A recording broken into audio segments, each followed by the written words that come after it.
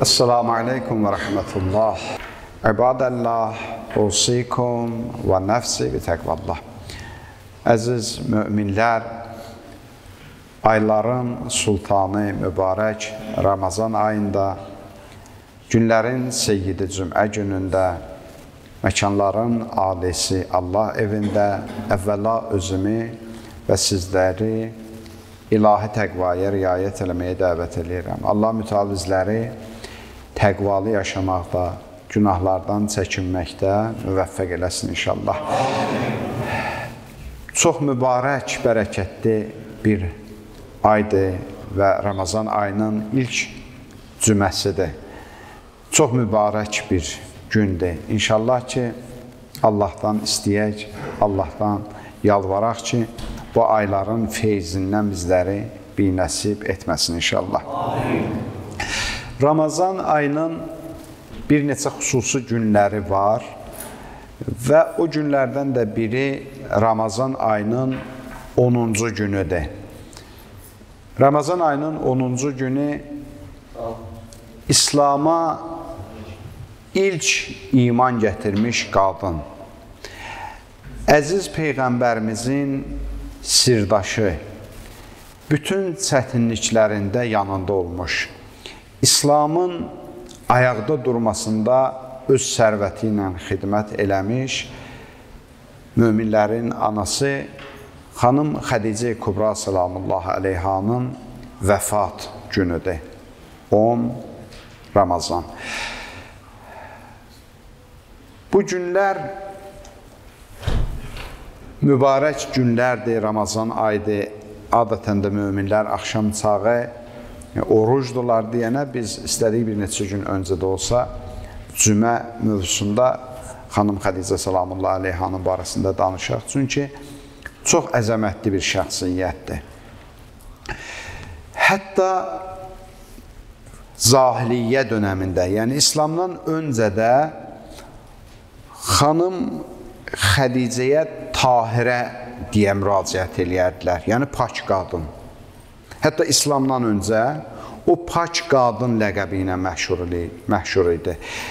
Peyğəmbər Əkrəmlə həyat qurandan sonra Peyğəmbər Əkrəm ona Xədicə Kubra, yəni çox böyük, əzəmətli bir ləqəb verdi. Peyğəmbərimizlə eyni nəsəbdəndir. Xanım Xədicə salamullahi aleyha Peyğəmbərimizlə eyni nəsəbdəndir. Atası Xüveyliddir, anası Fatimədir, Fatimə binti Zaidə. Amma babaları Peyğəmbərimizlə eynidir və tarix yazır ki, xanım Xədicə tək Allahlı bir ailədə dünyaya gəlib. Yəni, onun ataları, babaları heç vaxt bütə sitayiş eləməyiblər. Necə Peyğəmbərimizin ailəsi, o cürdə xanım Xədicənin ailəsi idi ki, onlar heç vaxt bütə sitayiş eləmirdilər. İslamdan öncə də tək Allahlı bir dində ibadətləri var idi. Xanım Xədicə salamullahi aleyhanın 40 yaşı olarkən özü tərəfindən əziz Peyğəmbərimizə evlilik təklifi gəlir. Ki, o zaman Peyğəmbərimizin 25 yaşı var idi. Ailə qururlar və 25 il bir yerdə həyat sürüblər. Və bunu xüsusi mən vurğulamaq istəyirəm ki, 25 il müddətində əziz Peyğəmbərimiz xanım Xədicə salamullahi aleyhadan başqa heç kimlə ailə həyatı qurmayıb. Peyğəmbərimizin 50 yaşına qədər. Bu xüsusi bir vurğulanmalı məsələdir ki, barəsində dəfələrlə demişik ki, o gün İslam düşmənləri, ateistlər və sairlər ki, Peyğəmbərimizin barəsində bir neçə həyat yoldaşı olmasını qabardaraq, güya fikirlərdə bir mənfi təəssürat yaratmağa çalışırlar. Biz bunu xüsusi vurğulayırıq ki, Peyğəmbərimiz 25 yaşında xanım Xədicə salamullahi aleyhanla ailə həyatı qurub və 25 il fəqət xanım Xədicə ilə bir yerdə yaşayıb, ta onun dünyasını dəyişənə qədər. Xanım Xədicə salamullahi aleyhanın əzəmətlərindən ki, biz saysaq, onlardan biri budur ki, ilk gün ki, İslam elan olunmuşdu Peyğəmbərə, Hira mağarasında, xanım Xədicə salamullahi aleyha əsr vaxtı ki, Peyğəmbərimiz evə gəldi və bu hadisəni danışdı, ilk qadın şəxsdir ki, heç bir tərəddüdsüz Peyğəmbərə iman gətirdi. Bu xüsusi vurğulanmalıdır. İnsanı adətən ailəsindən yaxın heç kim tanımır. Peyğəmbərimiz, hətta Peyğəmbərlikdən öncə, bunu əzizlərim, hamımız diqqətdə saxlayaq məsələni. Görün, necə yaşamışdı ki, o deyəndə ki, mən Peyğəmbərəm, onun həyat yoldaşı tərəddüd eləmir, şübhəyə düşmür. İndi bila təşbihdə, məsələn, biz getsək, evdə desək ki, biz Peyğəmbərik, imamlıq deyərlər, bu havalandı kişi də. Çünki baxarlar ki, biz bu cür ki, yaşamamışıq. Peyğəmbər gör necə yaşamışdı. Bu adamla heç vaxt yalan danışmaq görməyiblər.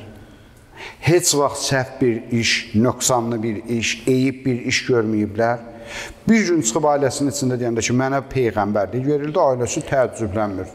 Düzələ Peyğəmbər sən olmalıydın da və iman gətirir. Və ilk şəxsdir ki, qadınların içində, kişilərin içində Həzrət Əli əleyhissalamdır ki, həmin günü, ilk günündə Peyğəmbərə iman gətirdilər və sonuna qədər Peyğəmbərə sadiq qaldılar. Bu da xüsusi vurğulanmalı məsələdir. Peyğəmbərin yanında çox insanlar olub, qohumları da olub, yaxınları da olub, dostları da olub. Amma sabit qədəm qalmaq, ilkdən başlayıb son nöqtəyə qədər sabit qalmaq, bu xüsusi bir məsələdir. Əzizlərim, bunu mən deyim ki, bilək, çox az adamlar olub. Peyğəmbərin yanında o çıxış nöqtəsindən son nöqtəyə qədər sabit qala bilən insanlar. Büdrəmələr olub, axsamalar olub, hətta azmalar olub. Amma sabit qalmaq və sona qədər iradə ortaya qoymaq, Peyğəmbəri müdafiə eləmək bir neçə nəfər idi ki, və o ən çətin vaxtlarda. Hələ müsəlmanlar barmaq hesabı olan zamanlarda Həmzə idi, Əbu Talib idi, Həzrət Əli əleyhissalam idi, xanım Xədicə idi. Bunlar Peyğəmbəri ən möhkəm müdafiə edən insanlar oldu və ən çətin zamanda.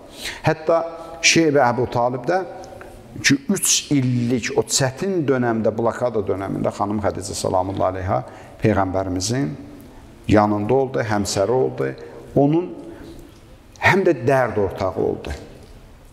Çətinliklərini Peyğəmbər ondan bölüşərdi. Və o gün ki, Peyğəmbərin Peyğəmbərliyi elan olundu, həmin günü o istisnasız olaraq bütün malını Peyğəmbərin öhdəsində qoydu. İslamın təbliği üçün, İslamın əzəmət tapması üçün ki, Peyğəmbər Əkrəm onun barəsində buyurardı.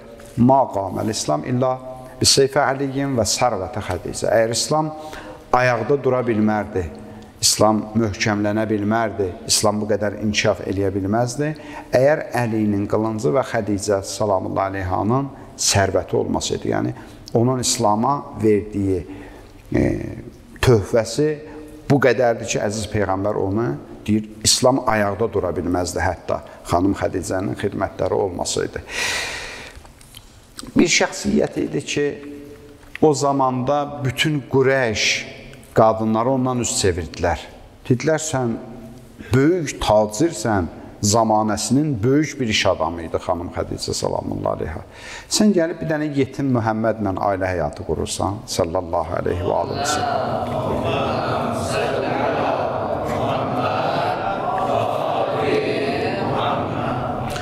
Ondan üz çevirdik qadınlar.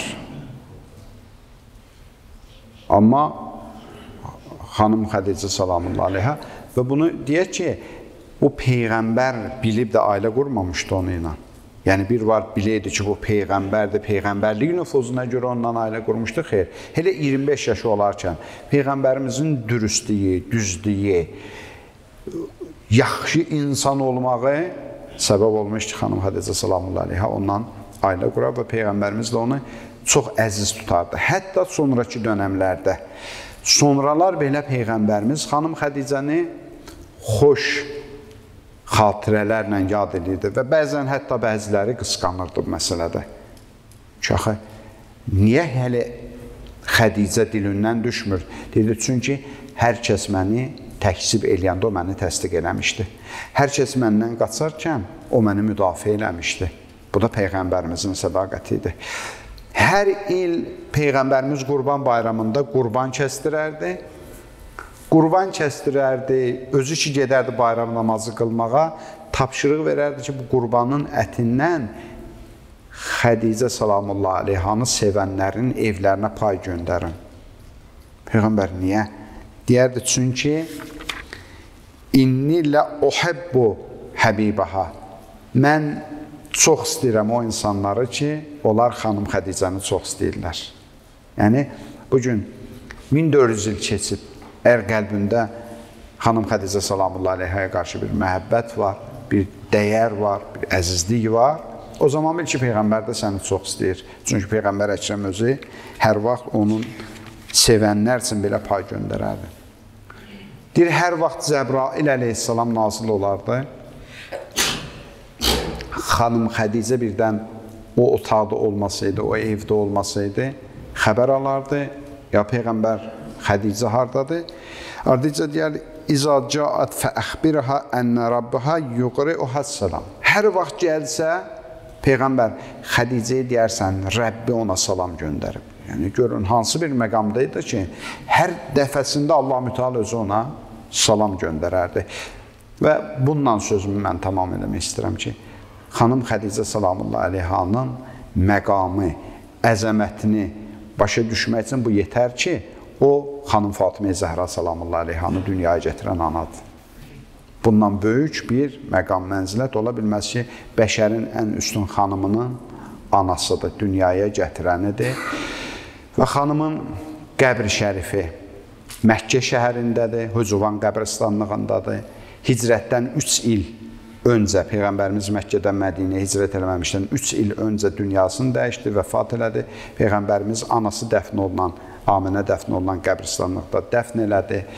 Bugün də Məkkədə təqribən Cin məscidi filan o hissələrə yaxın bir ərazidəki bir qəbristanlıqdır. Əbu Talibin də qəbri oradadır və təəssüflər olsun ki, bildiyimiz kimi o zehniyyət, o müxalif zehniyyət bugün də o qəbristanlığı rahat şəkildə ziyarət eləməyə imkan vermirlər. İnşallah ümidvarıq ki, dünya gözü ilə xanım Xədicə salamullahi aleyhanın qəbri şərifini ziyarət eləyərik və Üqubada o əzəmətli şəxsiyyətin şəfaəti bizlərə də nəsib olar inşallah.